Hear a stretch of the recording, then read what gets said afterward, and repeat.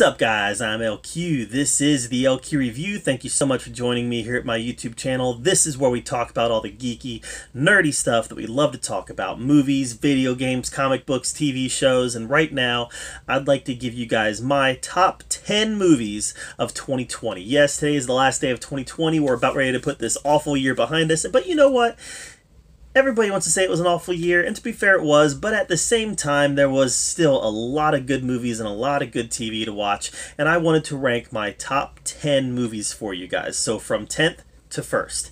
But I'm going to start with a couple honorable mentions, but before I start, make sure you click that subscribe button, guys. I put out a lot of content, want to make sure that you're up to date with everything that I'm doing.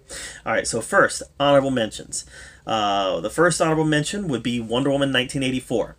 Listen, I know a lot of people loved it. I know a lot of people hated it. There doesn't seem to be a lot of middle ground on this. I'm kind of a middle ground guy. All right, there's a lot of stuff in it that I really liked, and there was a lot of stuff in it that just didn't make any sense to me.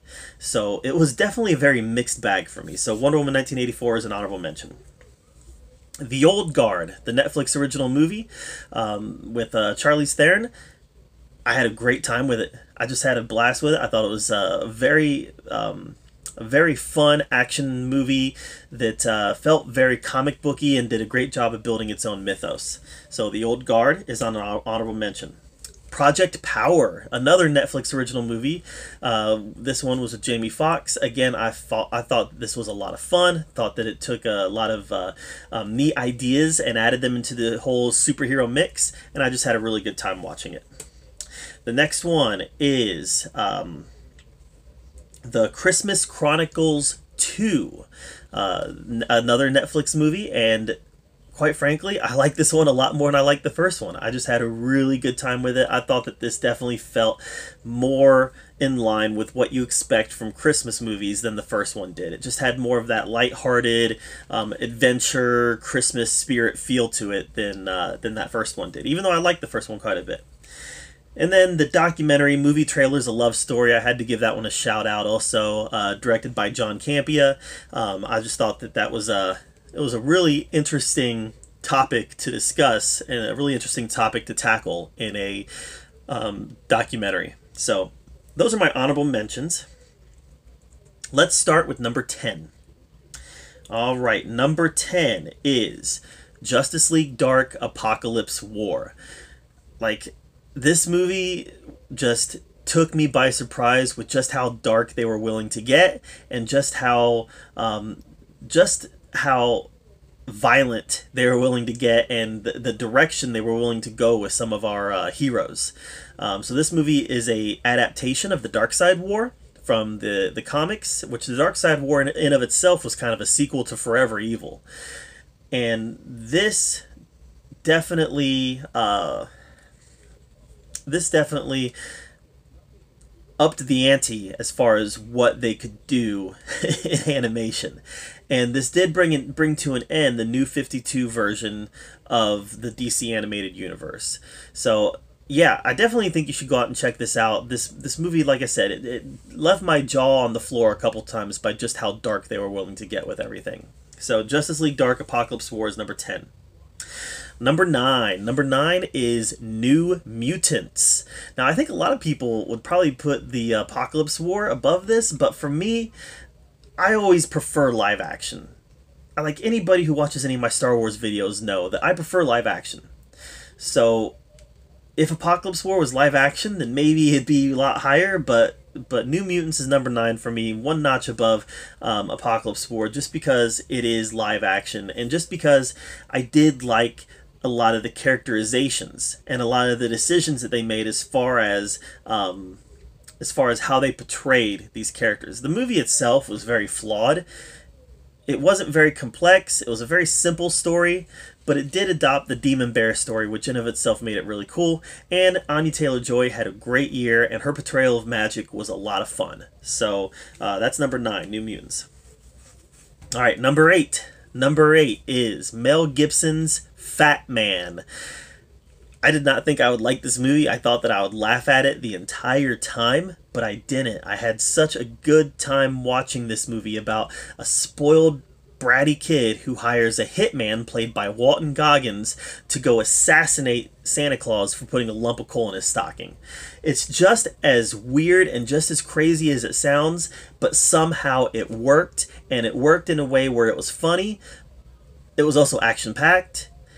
I mean, I wouldn't say it was action-packed, but the action was very realistic and very hard-hitting. So it was funny. The action was hard-hitting, but there was also a lot of sweet, tender moments as well. And Mel Gibson he's doing a great job getting back into the limelight after some of the problems that he had. So Fat Man is my number 8. Number 7, I know a lot of people had problems with this one, but I had a lot of fun with it, and that's Birds of Prey and the Fantabulous Emancipation of One Harley Quinn. I think Margot Robbie she just personifies the character of Harley Quinn. I thought that that Ewan McGregor did a great job as playing an eccentric version of Black Mask, and while the action felt a little choreographed, and while the Birds of Prey themselves felt like supporting players in their own movie, for some reason it all just kind of worked for me. It kind of felt like they were trying to tell this almost Tarantino-esque version of a comic book movie that it just worked for me. For whatever reason, it worked for me. So Birds of Prey is number 7. All right, number 6. Number 6 is the return of Will Smith and Martin Lawrence in Bad Boys for Life. Again, I had a blast with this movie. I like this movie so much more than Bad Boys 2. I still like the first one the most, but this one is a huge step up from Bad Boys 2, which I thought was a big step down from the first one. This one definitely explores the history of the Mike Lowrey character, and I like the fact that they took Martin Lawrence's character and really gave him a character arc that involved faith, and it involved conquering personal demons. I thought that was great. So I was really afraid they would give the Martin Lawrence character put him in the back seat, because Will Smith is such a big actor now, but they didn't do that, and I was glad, because this was a really good story, and they both definitely held their own. So that's number 6. All right, number 5. Number 5 is the Hulu original movie Palm Springs. You know, Groundhog movies, we get a lot of Groundhog movies now. Groundhog Day movies. Some of them are done good, like Happy Death Day, and some of them aren't so good.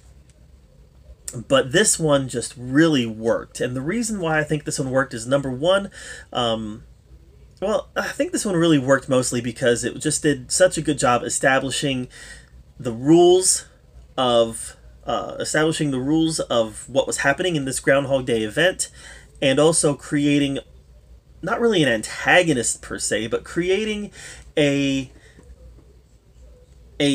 force that is causing this to happen. In almost every Groundhog Day movie type movie that you get, it's a natural phenomenon. You don't know what's causing it. Well, in this, we know what's causing it, and we know how they can end it. So the people, it's not like I got this day perfect, and now I go back to normal. It's not about getting the day perfect. It's about solving your problem. and I thought that it was definitely a neat twist on the whole Groundhog Day formula. So Palm Springs is number 5. Number 4. Number 4 is Love and Monsters. This is one that I just recently watched. It came out probably back in June, July on VOD, and I kind of sat on it, and I finally watched it probably in November, and I loved it. I had such a good time with it, and the special effects were good, the action was good, the characters were believable. Michael Rooker's character definitely reminded me of Woody Harrelson's character in Zombieland, and there was just a lot of funny moments with a lot of really good action. It was definitely a good marriage of comedy and action and just monster mania, and I just had a really good time with it. So Love and Monsters is my number 4. Number 3. Number 3 is Valley Girl. Yes, that's right, the remake of Valley Girl. Can you believe that it's my number 3 movie of the year? I guess you could say that that's testament to just how few movies actually came out this year. But at the same time, I watched 78 new movies this year. 78 new movies. And I put Valley Girl at number 3. The songs are great. Now it's a jukebox musical, but they pick all the right songs. The choreography done by Mandy Moore is a lot of fun, and the whole movie just has a very upbeat presentation, which was something that I think a lot of us direly needed in 2020. Jessica Rothe is one of my favorite actresses working right now. I think she's phenomenal. You got the Happy Death Day movies, you had La La Land. She has been great in everything that she's been in. She just has a lot of screen presence, and I'm a huge fan of hers. And I just felt that she really knocked this role out of the park. It is a remake of a movie from the same name that came out in the 80s, and this one, in my opinion, is a lot better. Now, it's a little more sanitized. The one that came out in the 80s had a lot more adult language, had some sexual content in it, and this one had a lot of that stuff removed. But I think it was a good decision, because now they were able to reach a wider audience. And musicals have been kind of on the upswing the past few years. A lot more people have been watching musicals thanks to things like The Greatest Showman. And this definitely falls in like the same category as like sanitized, family-friendly fun as like The Greatest Showman would. So Valley Girl, I just had a great time with it. I thought it was really good. Alicia Silverstone plays Jessica Roth's character as a mom, relaying the stories of her childhood to her daughter. And then we get, Valley Girl, which is set in the 80s, and that's where we get all of our musical moments. And it's just a lot of nostalgia. They definitely hit the 80s beats. They hit the 80s beats really well, and I just thought the movie was a lot of fun. So Valley Girl is my number 3. Number 2 is Freaky. It's the movie starring Kathryn Newton and Vince Vaughn, where they switch bodies. So yeah, much like we've seen Groundhog Day movies with Palm Springs, much like we've seen musicals with Valley Girl, there's not a whole lot of originality here. It's a Freaky Friday type movie where their souls or their whatever it is, their consciousness, whatever it is, they actually switch bodies. But the twist here is that the high school girl ends up in a serial killer's body, and the serial killer ends up in the high school girl's body. And, it's a premise that could have been disastrous, especially in, today's woke culture, where it could have turned out really bad, but it was just handled very well, and it was played for laughs. But when it had to be scary, it was scary. When it had to be funny, it was funny. When there had to be action, the action was good. It was just a well put together movie. You could tell that Kathryn Newton and Vince Vaughn were both having a blast, and I was having a blast watching it. So Freaky is number 2. But number 1, my favorite movie of the year, it is a Netflix original movie, and it is The Trial of the Chicago 7. This movie just captivated me. It just captivated me. The whole premise where they were having to defend themselves in court over something where they were never going to win that. They were set up as fall people. I just felt that it was just extremely well done and extremely riveting. And it definitely made you feel a lot of empathy for the people involved. Even though I don't think that everybody in real life, I don't think that everybody who was involved was there just to have a peaceful demonstration. But some of them were, but not all of them were. I don't think not all of them were. But the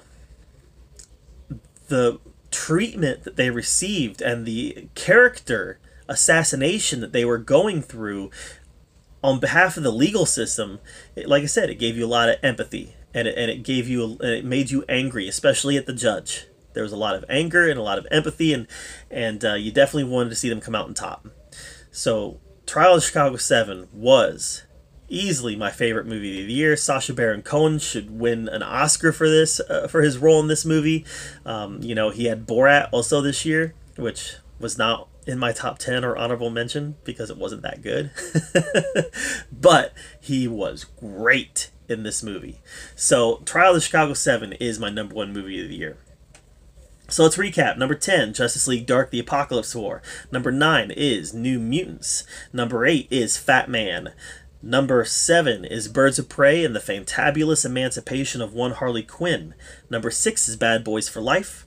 Number 5 is Palm Springs. Number 4 is Love and Monsters. Number 3 is Valley Girl. Number 2 is Freaky. And number 1 is The Trial of the Chicago 7. So, what was your favorite movie of the year? Let me know in the comments down below. I'd love to hear your take on it, and I'd love to have a conversation about it.